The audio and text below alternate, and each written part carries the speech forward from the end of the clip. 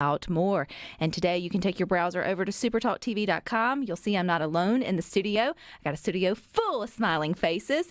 They are with Rosie's Community Garden. It's a 4-acre with 36 raised beds and more. A community garden that's been thriving for several years and up to some good stuff. And joining us is Michele Harris, one of the founders, along with Martha and Mike, one of the volunteers. So welcome, everybody. Thank you. Thank you. I feel like this is perfect time to have this conversation because everybody's gardens are blossoming and blooming things, and we're harvesting our tomatoes and our cucumbers and all the fun. And you guys are doing that, except you're not necessarily keeping it for yourself. You're giving it back to the community. So, Michele, we're going to start with you. When did the idea of Rosie's Garden sort of start? We've been in operation for over 6 years. It was started from a prize money at church, and we wanted to do something, my husband and I wanted to do something charitable with it. So we decided to use some property that we had to start this garden, and the Rankin County Leadership Committee adopted us, and that kind of kicked off the whole mission as far as raising money and building the structure.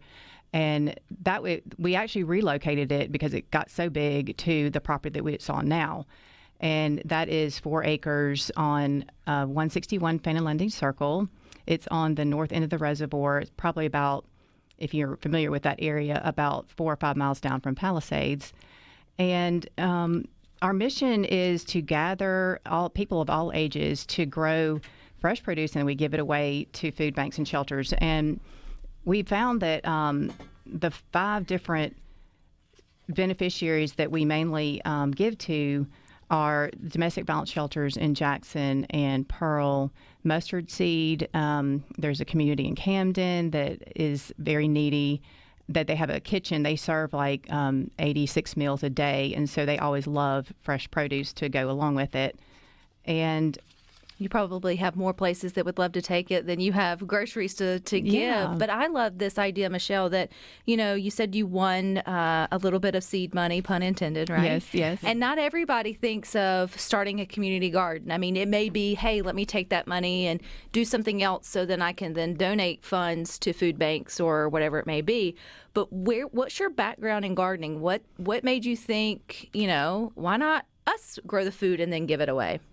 Interesting you say that. I was not a gardening person at all. I'm actually a CPA by trade, and if you'd have told me 20 years ago that I was going to be digging in the dirt and loving it, I would have laughed because I didn't think that was something interesting at all. But now that I'm in it, I think it was just a calling that all of my skill sets of, we've lived in this community for over 40 years, so we know a lot of people, and we've gathered a lot of people when we started supporting, financially, and just got people excited about it. So now I love it. It's my passion. My husband gets upset sometimes as much time I spend there, but he's definitely on board with a lot of things that he needs to do in the garden. He has tractors, and he loves the big equipment side of it.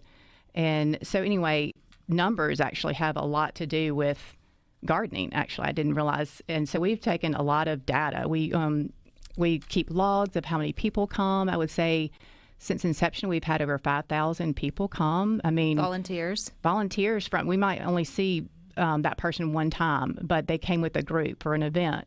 We have Chick-fil-A uses our garden as a leadership building team, like a retreat for them. They come out and bond together, and they do it on a Sunday when they're closed, and they've had a great time, and we've appreciated their time. Blue Cross Blue Shield has been a monthly, they bring donations of money and also volunteers to help. So COVID was a big blow to the garden. I didn't know if we were going to be able to continue. There's so much work to do. And when they didn't come for over 2.5 years, your volunteers that kind of help you going, because you and your husband have day jobs and keep it, you can only imagine how much work it takes to keep up your backyard garden. Exactly. You've got 4 acres and 36 raised beds. You need some more helping hands with that, which you brought today. We have Martha and Mike who are joining us too here on Good Things. But Martha, I'm going to start with you. You chuckled whenever she said she had no gardening experience. I'm going to guess that's because if you see her now out in the dirt, it's like she's a master gardener, right? actually a master gardener. She's taken the classes to be a master gardener. But yes, she's incredible. Google, her phone is never far away from her, because we'll ask, well, how deep do you plant these? She gets out and has the answer. So how did you make your connection to Rosie's Garden? Michele and I lived in the same neighborhood. Our neighborhood is directly across the street from and off of Fannin Landing Circle, and I knew Michele a long time ago in the neighborhood. They bought the property in that area, and then we kind of saw Rosie's Garden started building. What's the parking lot? What's this going on? And through neighbors and whatnot, and I got some information from Michele about what they were doing. And at that time, I was a school teacher, elementary school teacher, retired, and then my mother was very sick, and I was tending to her. But after all that was over, I thought I've always been interested in gardening, but my husband was raised on a farm and had to do it, and he said, I'm not picking one more pea. You can buy those at the grocery store already ready for you. Not worth it to him to be out there. There's a lot of generational gaps in home gardens because of that, yeah. But I was a city girl and never had that experience, so I was always interested in it. So since I knew Michele and it was real close by, it's one thing led to another, and so I've gotten real interested in it. And how long have you been with the garden? 2018, I think. It started in 2016, so I came about on 4 board years about 18. now. All right, Mike, you're the only male she drugged to the to the conversation today, but you are not the only male volunteer. I've actually had my hands in the Rosie Garden start a time or two, several years ago, pre-COVID, if we want to do it that way. And there are plenty of men who get out there and help. But how did you get connected with the garden? Actually, I first came out to the garden. We were taking pictures, the development, right after she had the landscape, the architect come in and make the actual cross foundation. She heard that my son had a drone, so she contacted through neighbors, friends in the area that, hey, can you come take some pictures, some aerials? So I said, sure, no problem. So I came out, and that's how I actually met you for the first time. Mm-hmm. Since then, I work with the Boy Scouts of America, and I'm the scoutmaster of a local troop, and we use Rosie's Garden as our benefit. It's a mutual benefit for both of us. We do a lot of Eagle Scout projects and work hours, service hours, and she provides the place, the labor, jobs needed that we can. So it's mutually beneficial for both of us. So we've been going strong ever since, I guess, about 2018. It was about that time. Michele, I'm glad Mike brought up the cross, the way that the 36 raised beds are sort of laid out. And I want to get to the fact that Rosie's special that's named after. So tell us the significance of the name Rosie, and then why you were intentional with the way you laid out the raised beds. Rosie was my mother-in-law, and she passed away over 20 years ago, but I was very close to her. My husband was an only child, and she loved to cook home vegetables, and she introduced me to grits and greens because I was actually born in Michigan and came to the South as a child, but had never eaten grits and greens, and that was her favorite thing to do, is to cook fresh vegetables. And she was very active in the community. Her husband, after she passed away, he became a master gardener. So without his help, I don't think we would have been able to start the garden. But Rosie, like I said, she was very, very active. And the cross, I did not actually design the cross. However, it was very, I feel like, divinely inspired. One of her really good friends who owns Powell Landscapes, Terry Powell, he designed the group. He came out to the land. He had an inspiration. He's very talented. So when he sent me the email for the design, I opened it up that day on my phone, and I was getting dressed. I needed a necklace to wear, and I reached in this bag of jewelry that I had gotten from her estate, and I picked out this cross. And it was actually a cross that was used as a fundraiser for Catholic charities, and it's hands that are going towards the middle, and in the middle is a heart. And that was the exact design that he emailed me that morning. So I was like, oh, wow, this was meant to be. So that's the significance of the design and how it's connected to Rosie.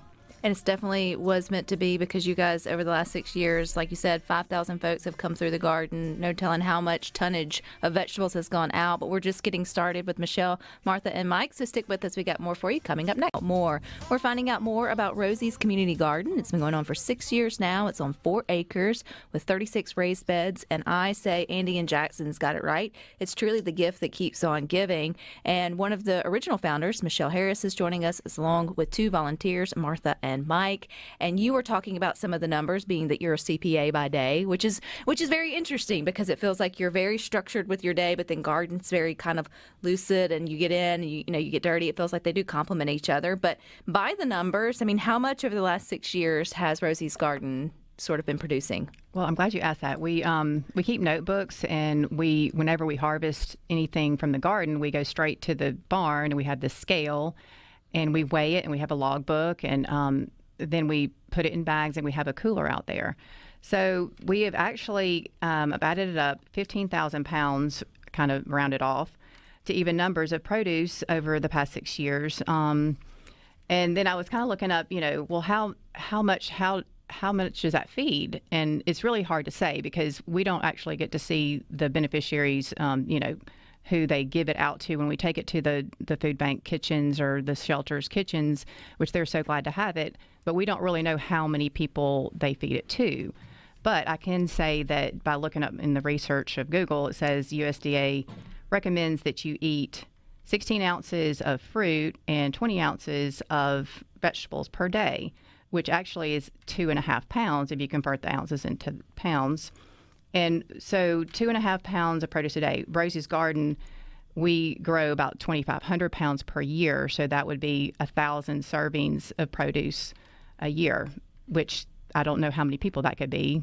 But well, even if it's someone's getting one serving out of that, or multiply that, I mean that is still that many more that wasn't out there to begin with, right? That those food banks or shelters wouldn't have had access to the fresh foods. They're probably feeding them, but you're giving them Right. supplemental, sort of nutrition. Mike, I love that you are bringing the Boy Scouts or the Eagle Scouts. Let me get my language right. Into this project. When you tell them that their troop is going to connect with a community garden, are they excited at first? Or are they a little reserved at first? I mean, you wouldn't necessarily think that would be something that would get them excited. Just like everything, unknown scares everybody. You don't know what you're going into the first time you do something. But at Rosie's Garden, you feel safe, you feel welcomed, you have smiling faces, and it's so appreciated. So the first time you go, within 5 minutes you're there, it's a wonderful time. Everybody's super excited. They feel welcome, like I said, and they're glad to be there. Now, some of the kids, when they work, they take a little extra prodding. It's work, but they learn a good work ethic, and that's what's important too. Now, we talked about the Eagle Scouts and the projects that they have there. So in scouting, you have 7 ranks, and the final and the top, the one that everybody seeks to be, is an Eagle Scout. That's like your highest rank you can get. And part of being an Eagle Scout is having an Eagle Project. Now, an Eagle Project is 2 things. The Eagle has to demonstrate leadership to a group of their fellow Scouts, neighbors, school people, anybody. Demonstrate leadership, and they have to improve the community in some way. Well, what better way to improve the community right here at home than doing an Eagle Project at Rosie's Garden? And Michele and I were talking yesterday, and I think we have completed 8 different Eagle Projects, and we have 2 in the works. What are some of those projects? The first Eagle Project that was done, there was a great big pavilion over the wagon right at the entrance. When you come in, you'll see the cover. There's a wagon. It's a great big pavilion over the wagon. That was the first Eagle Project that we did there. That project actually got Eagle Project of the Year at our local council. So really cool idea, really good project. And it's kind of a big project. We have built a second chicken coop there. We have landscaped in the shaded area behind the barn. We brought in dirt and landscaped that because it used to kind of wash and water would sit there, and it's kind of a nasty little area. Now it's all level. It's pretty. You can plant plants in it. That was Eagle Project. We have a mint garden that one of our scouts has built Talk about something that keeps planters. on giving. the planter boxes, and Mint will. yeah, and it does. That's how we put it in, in containers to contain Woo! it. Yeah. Right. Yeah. And one of the projects was irrigation. One of the scouts redid the irrigation for all of the beds, and we have had Lots of The different rocks. things. Charlotte just did the painted rocks. our first female Eagle Scout to be, she painted rocks that have the different vegetables on them. They're going to be sitting, I guess, on the planter each- beds. Wherever you, like if you have cucumbers in this bed, it's going to be a rock at each end that has a cucumber on it. That's And that's pretty her cool. Eagle project, yes. And then we've landscaped the very front of the last one we just did. We're finishing it this coming Saturday, actually. Just landscape the rocks around the pavilion out front. So this Rosie's Community Garden really is a community effort to keep it going. Because Michelle, you and your husband, there's no way just the two of you would be able to see Absolutely. this thing through. And Miss Martha, you said self-proclaimed city girl who never had gotten your hands dirty. So what was your first task when you started coming and volunteering? I know there's no real commitment, like you don't force anybody to say 5 times a week or whatever. So how did you find yourself just coming back and finding your rhythm with being kind of one of the main volunteers? Really just going and watching and observing. Weeds are a constant problem. It's not that I love to pull weeds, but I feel such an accomplishment after It's a bed is cleaned therapeutic. out. It doesn't stay clean very long, I'll tell you that, because weeds, just every gardener I'm sure has a so that just planting different things that I'd never even seen before. I'd never seen how broccoli grew. I'd never seen how Brussels sprouts grew. It was just very interesting to me. So I just kind of got in there and planted and weeded, and one thing led to another, and I was kind of there a lot. So Michele kind of took me under her wing, and She's now an official trained volunteer leader. She's a natural teacher. So we actually have a lot of homeschool groups that come, and we also have Base 2 in Franklin County. They're a program that help train disabled high schoolers into some kind of job skill. And they have been very active in coming out. And Martha is a very good leader of that group. She has the patience and just, the teacher kind of leadership that they need. And that's been a huge help. See, I know, and this is always when I want to remind you listening to Good Things. This started with 6 years ago with an idea. You did have $5,000 to sort of seed money, which isn't chump change, but it's also not, lots and lots of funds. And you just put one foot in front of the other, and then you started growing it, and then they started coming, and then it just kind of grew from there. Because so often we can get caught up at listening to these great stories like Rosie's Garden and think, wow, my community needs one, but there's no way I could organize that with my busy schedule, or I could ask my neighbors to do that. But you never did. It just sort of it literally grew kind of organically, which is pun intended, right? Exactly. You couldn't have dreamed where you're at now. Oh, no. It was a leap of faith for sure. And, actually, my father-in-law, Tom, after we are actually a nonprofit, and we are, registered. We have state charitable, organization. So we have to report every year. And I knew it was a lot of work. And he passed away within, I think, 3 months of us signing the corporate documents and being official. And that meant that we could go out and raise money and all these things. And I looked at my husband and I'm like, your dad was the one there every day telling us what we needed to do because we didn't know. We had full-time jobs. And my father-in-law, Tom, he said, this is a lot of work, Michele. And I said, I know it is. I said, he said, it's going to take a lot of people. And I said, I know it will. And we know a lot of people. So you just tell us what we need and we're going to do our best effort to make it happen. And so that's kind of what happened. But, like I said, it was definitely a leap of faith after he passed away. And I still feel like he looks down on the garden and, blesses it up in heaven for all the accomplishments that are happening, because it's definitely a spiritual experience when you come. I mean, you leave, I think, better than when you first got there. So I think people look forward to coming once a month. on our work days. Which is on your work days, which Jeff in Oxford texts in and says, well, now I want to get my hands in the dirt. And it does when you start to hear about the stories, and too when you are able to get your families out there and your kids out there, and it just all works the way it's supposed to, right? And I know you brought a lot of goodies here for us in the studio to show, so we've got more with Rosie's Garden coming up next here on Good Things. And we're getting to know a little bit more about Rosie's Community Garden today. If you haven't taken your browser over to supertalktv.com, now would be a good time to do it. Rosie put up, no rhino, ours, but totally different people, put up a wonderful photo that you can see the aerial shot of the cross that the 36 raised beds are made into. And then you'll also see my guests who are joining us in the studio. Michele, you mentioned, you didn't mention, you brought some of the goodies that you guys do there. And it's not just vegetables, y'all have herbs and herbs and flowers and fruit and chickens. I heard. What don't you have there? Yeah, it's a lot. But I'm excited. I brought these little gifts. I always bring you goodies. We like people who bring goodies. So I'm not an expert on the flowers, but I've made friends with the master gardeners. I became a master gardener 2 years ago. My husband and I went through because halfway through doing this garden for 3 years, we kind of realized that we really didn't know what we were doing. We were just, taking the advice of other people who were coming out that did know what they were doing. But we felt like we were kind of behind the 8 ball. So we had some time and we were able to take the class.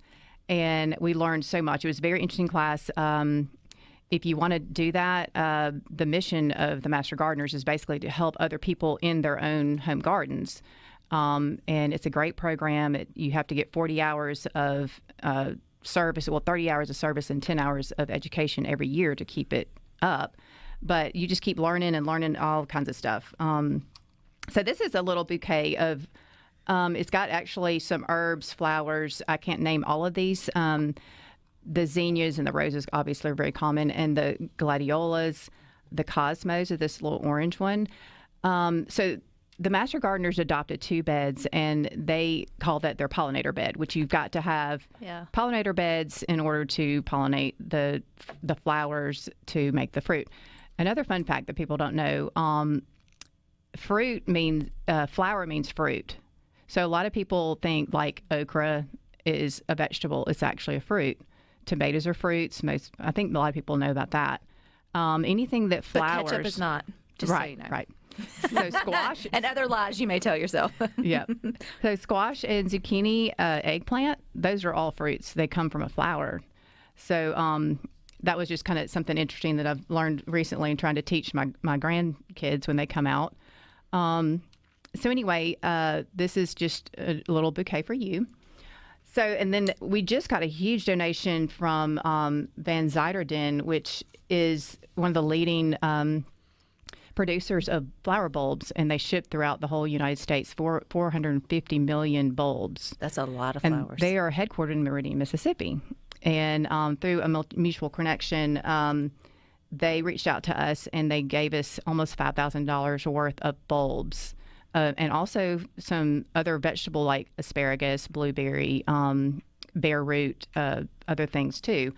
But the gladiolas, we had just, 30 bins of gladiolas. And so we were trying to get them out. There's no way we could use all those at our garden. So we kind of connected. We connected with the Master Gardeners of Rankin County. They reached out to their connections. So that donation went to cemeteries, other church gardens. It went far and wide.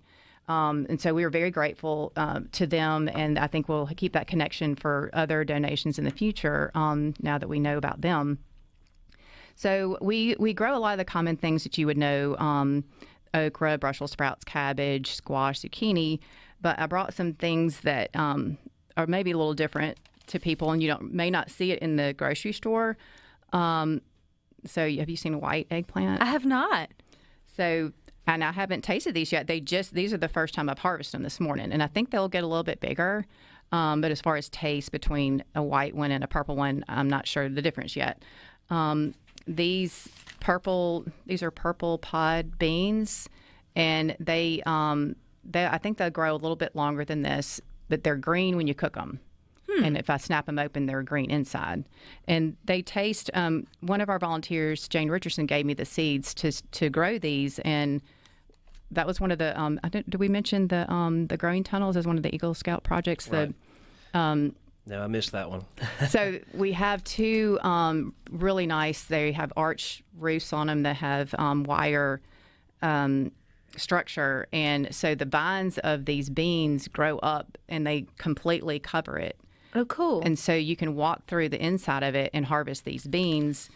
And it's a really neat experience to go inside there and harvest the beans. So they're doing exactly what they need to do, is cover the whole thing. And it hasn't been successful in the past couple of years, but this year is going to be a bumper crop of these beans. And then we have this thing called snake beans that will get 1.5 to 2 feet long. And so you walk through there and all these things are dangling down. So that's going to be a really fun experience in a couple months. What else do we have? Okay, is your this weapon. Is probably, yes. So everybody's fascinated with this. This is it's called a loofah gourd. It is in the squash family, but is the sponge inside here. So when it dries out in the fall, it takes 6 months to grow this, and you plant it in the spring and it harvests in the fall. So then it dries out and you peel the skin off and you have the loofah sponge. Is that like the thing you exfoliate with? Exactly. So you can use it in the shower. I tell people it's really great at the kitchen sink to wash dishes. It will last a year. You can put it in the microwave for 30 seconds to sanitize it. So we always give out seeds. If you want to grow these yourself, you can. They're very prolific, but you've got to have a lot of room because one seed will grow a 20-foot vine and produce about 50 of these. Holy guacamole. Yes. Holy loofah land. That would be. The other thing is it is edible when it's young. So it's like a zucchini. It looks just like a zucchini. It's green, dark green. The flesh inside is yellow. Didn't you say your son ate one? My son ate one, and it tastes just like zucchini squash. That's pretty cool. You mentioned Mike, your son. How old is your son? I have 3. I have a 23-year-old, a 21-year-old, and a 13-year-old. Have they all been out to the garden? Every one of them's been out to the garden, yes. Is it unique, or is it a cool experience to watch them get to experience the garden? But probably the youngest one for sure. The youngest one for sure, yes, because he's been out there for about 4 years now, and he started younger than the rest of them. And it's like we were talking earlier off air. He's one of those kids. He likes to experience new things. So Michele was telling a story about how all the little gardens that we were going around, all the beds, he wanted to taste one of everything to see what it tastes like. So it's very awesome to watch the curiosity of these kids' brains as they go through each, and you tell them, this is what this is. Well, tell me about that. I mean, just all these questions that these kids ask. So it's a learning, and she is so great at just explaining to everyone. She wants to educate everybody about what's going on, what this is, what this does, how we grow this. Any question she has, I don't think she's been stumped yet. So, and if she made it through my son, Miss Martha said she has her phone by her all the time so she can Google if she needs to, which is like a smart woman. Well, children don't need to know that. No, children definitely don't need to know that. She's a smart adult. Yeah, and Miss Martha, being a retired elementary teacher or a retired teacher. Well, you're not a retired teacher; you're always a teacher, but from the profession of teaching, and from the class, you're retired from the classroom. Let me put it that way. What's it like for you to see these kids come out and their eyes light up? I mean, I'm sure you're watching them. You're like math, science, English, all the things. Incredible. And I think that's probably one of the things that drew me to it, because teachable moments are everywhere on us on a morning when those kids are there. And, of course, kids are just excited about anything and everything. But they, just to see things that, like I said, I'd never seen, broccoli growing, Brussels sprouts. Brussels sprouts are hard to find because they're on the stalk at the bottom, and you got to peel back and then when they find them, they go, there's a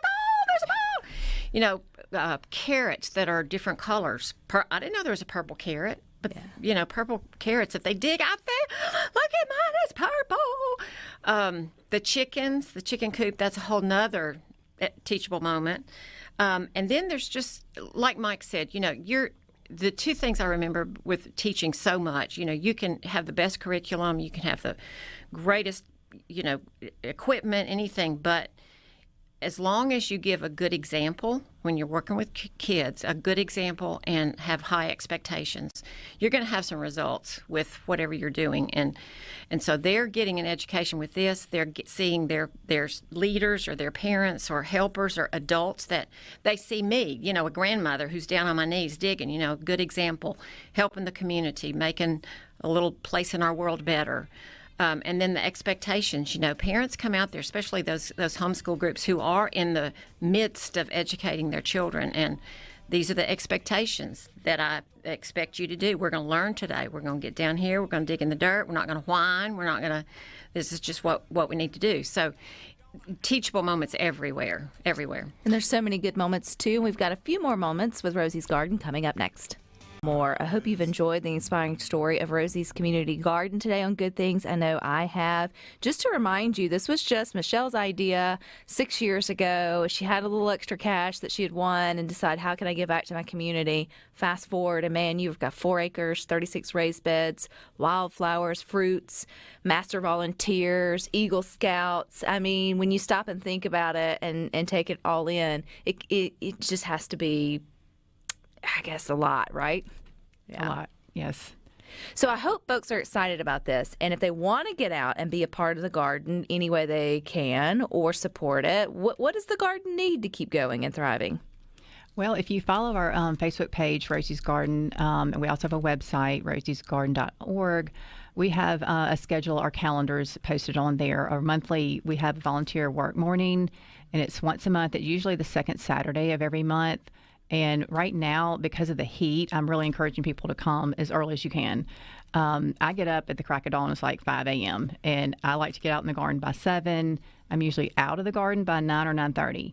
I know that a lot of people appreciate their sleep on Saturday mornings. And so I've officially posted these hot months to be 8:30 to 10:30. We have actually 3 groups coming this weekend. I'm excited to say that Blue Cross Blue Shield volunteers are coming back, and they've committed once a month for the rest of this year. We have the Crown Club High School girls from the Rankin County Junior Auxiliary that are coming, and they come once a month. We're going to finish up an Eagle Scout project, so there'll be a lot of the Boy Scouts there. Who else? Oh, and there's a church group. My church ladies are coming out this Saturday. So it's going to be a big day in the garden. I'm going to have lots of water and Gatorade because I don't want anybody to have heat stroke. We do have a shady area under the trees that's really nice. We've got seating there if you need to take a break. We've got a bathroom. So that we have everything you need. I just want everyone to be safe. We once a year, we also invite the whole community to come do the Earth Plant Day. It's always centered around Earth Day, which is April 22nd. So we choose the Saturday closest to that day to invite everybody that would ever curious about the garden to come visit. You don't have to work. We will actually have lots of neat snacks. Lots of things that we make are from what we've grown. And then we do all kinds of flavored teas and waters and just trying to get people excited about how easy it is to take mint and seep it and put with stevia. In fact, I brought you some stevia. I love that. The sweet leaf stevia that, is now the popular organic. This is truly organic. This is what grows in the garden. We've got a huge plant of it. And if you just take a little bitty pinch off this leaf and you put it in your mouth, it is super sweet. So to sweeten something, you would put it in hot boiling water with some leaves or whatever it is you want to sweeten. And it really does taste very refreshing. I looked up how do you make stevia extract. So you actually boil it in vodka. Now you're talking. Which I thought, wow, that's interesting. So the alcohol will burn off, but you're left with this sweet syrup, and it's from vodka. Interesting. No wonder it's so popular. No, but I think that's cool. And I also think it's just giving people the opportunity to learn how simple it is to live simple. Right? I mean, because I think we overcomplicate almost everything, and we overcomplicate the ideas of how we can give back and help in our communities. And sometimes, it will just grow if you just have the servant sort of heart. And then maybe you are like Ms. Martha, or you're like Mike, who buys into one other person's idea. Like, you don't have to be the founder, but if you connect with something that's working, you find your peace, because there's no way everybody could do this, alone. It really does take a village in that way, for sure. If they have seeds they want to donate or gardening equipment or gloves or things like that, I mean, I know you guys would also be grateful to have those type of things. Absolutely. We do supply gloves. We encourage people to bring your own gloves and a hat, a sunscreen, and a water bottle. But if you happen to forget those supplies, we have them. It seems that we are always running out of like hand tools and rakes and hoes and things like that. So we are welcome to take donations like that for sure.